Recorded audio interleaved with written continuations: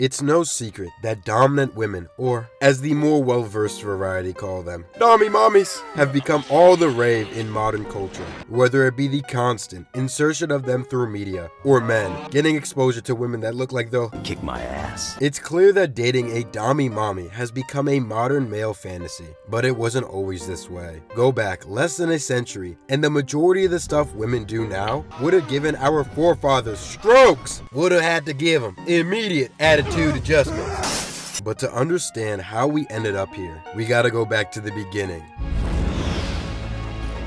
No, not that beginning. That's way too far back.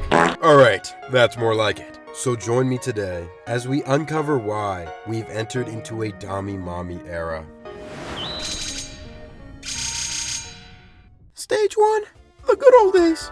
Now, you might hear old heads reminisce about the quote-unquote good old days, when in reality, to put it in the simplest terms, we were in a patriarchy. Wait! I know what you're thinking. Trust me, I'm not one of those sissy liberal women you see on TikTok, complaining about how we're currently in a patriarchy. That's up for y'all to debate. I'm simply your max prestige, light-skinned king, doing my job to educate my humble followers. But basically, all the countries on the planet in the 1900s were considered patriarchies. And if you don't know what a patriarchy is, then damn, what are you doing watching my content? Here's some cocomelon. But a patriarchy is essentially when men are the ones in control of stuff. And that's usually the case in humans and nature and like everything, dude. Planets too. Honey, do you like my dress? And it mainly comes down to biology, hate to say it. Men are, on average, bigger and stronger than their female counterparts, typically playing more defensive and provider roles. Now, before I have people pulling references out they ass about female lions hunting or black widow spiders eating males, and how your absent father wasn't a provider until you made it into the NBA, baby. Men simply were just the biological providers and defenders. Not saying women couldn't do it, just on average, that's how it was. And because of those things, that's where the whole idea of men go to work, wives stay home with babies came from. And the system worked, because it got us to the point where we're watching this video right now. Granted, if you ignore all the financial, domestic, child, and spousal abuse, it was a flawless system. Now, I learned while making this that there was this thing called the right of chastisement, which basically said it was okay for people in positions of authority to discipline someone to correct an action. So God forbid that meatloaf is overcooked. Like, I'm not making this up. Women were literally considered their husband's property. And before some of y'all are like, these kind of sound like they were the good old days, actually. This is why you get no hoes. But times were changing. Men who were once giving old Gertrude the Chris Brown combo were now getting tossed into the slammer. And it was time for young Gertrude to turn this patriarchy into a less of a patriarchy. Stage 2.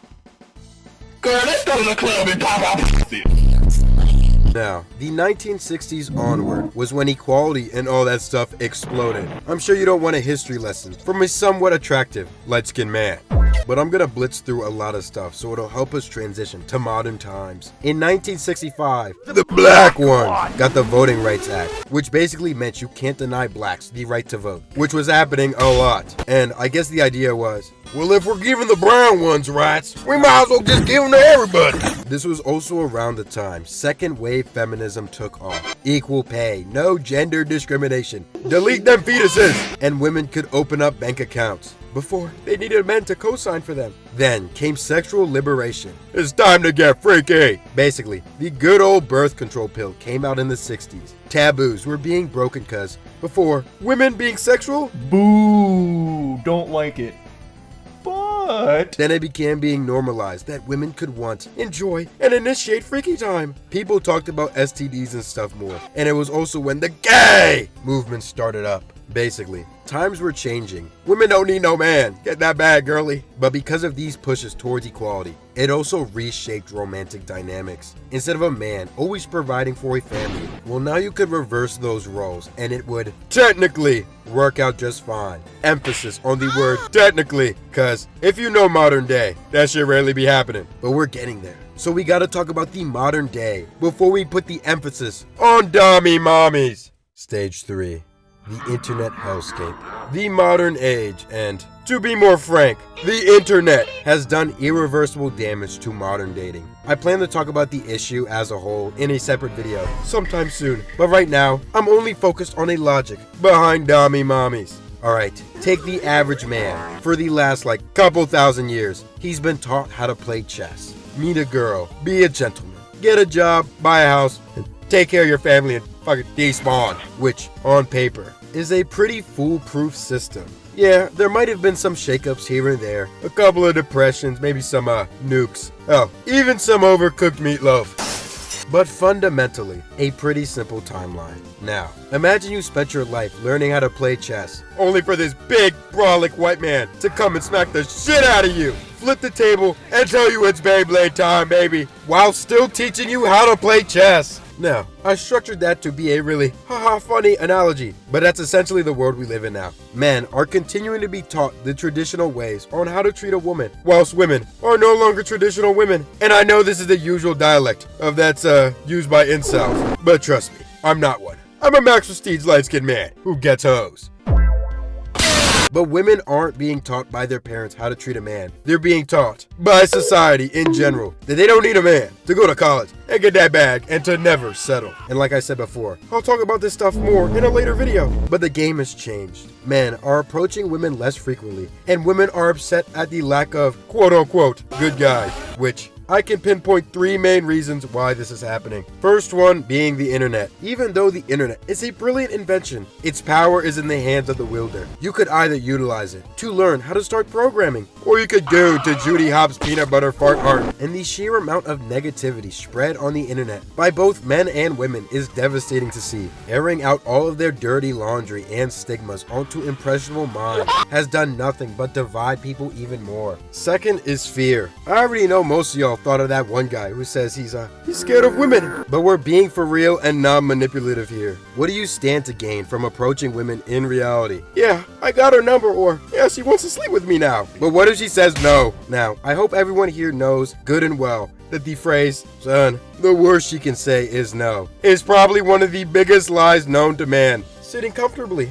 right next to the Epstein files not existing. Cause God is good if all she says is no thanks. Cause you could get clowned, hear an audible ugh, or worse, be labeled a creep. And with the advent of social media and how easy it is to blow up online, it don't take much for you to be labeled a creep all across the internet. It's especially bad if you're not conventionally attractive. And lastly, burnout. Now, believe it or not, most men start off as lover boys, wanting to find that one girl or a guy that they can spend the rest of their life with. But more often than not, they get their heart broken and in turn start breaking hearts. It's basically that one saying, hurt people hurt people. And that's all our dating landscape is now. Just a bunch of hurt people inflicting pain onto others, whether they're trying to or not. So you could either continue to play the game or just stop. Stop approaching people. Stop trying to build connections with others. Why even bother? You know how it's gonna end anyway, don't you? But wait! What's that light at the end of the tunnel? Aries! Give me a Dommy mommy, and my life is yours. Stage 4. Dommy mommy mentality. I need y'all to hear me on this, alright? I've done hours and hours of research, and I've determined that dominant women are without a doubt a foolproof solution to our current dating market. Scientifically, I'm not biased. First off, women get to be the breadwinners. Hell yeah, this is what they've been fighting for. I will gladly put on an apron and keep that damn house clean if my wife is a 6-figure earner. I'll even be rocking the elephant thong when she gets home. Next, it removes all the possible confusion from dating in general. No more mixed signals, no more second guessing. She says, "You sit your f***ing ass down now and eat my pussy." Yes, ma'am. Like if there happens to be any women watching this, guys don't usually get flirted with, and our tolerances are pretty high. So unless man is in a relationship or married, you could dead grab a handful of ass, and you got a 60-40 odds of him being back at your place within the hour. This doesn't work if you're ugly or obese. And lastly, dominant women are just so fine! Now, that could be due to media portrayal of them, but we've seen countless, and I mean countless, examples of women, in modern media mind you, have a more domineering personality when compared to their male counterparts. And men of this generation eat that up. Like, mommy? Sorry, Mommy. Because there's honestly just something about a woman who's in control. And I don't mean my bitch ex-wife Janet telling me to take that damn garbage out. Man, this garbage stinks! So next time someone tries to shame you for being into Dommy mommies, lad, just remember, this isn't down bad behavior. It's called adaptive evolution. That's all I got though. Hope you guys enjoyed my down bad schizo ramblings about something that, in the grand scheme of things, doesn't really matter. If you guys enjoyed this and would like to support me, then consider giving me a like and subscribing, so I know to make more stuff like this. That's it for today though. Bye bye.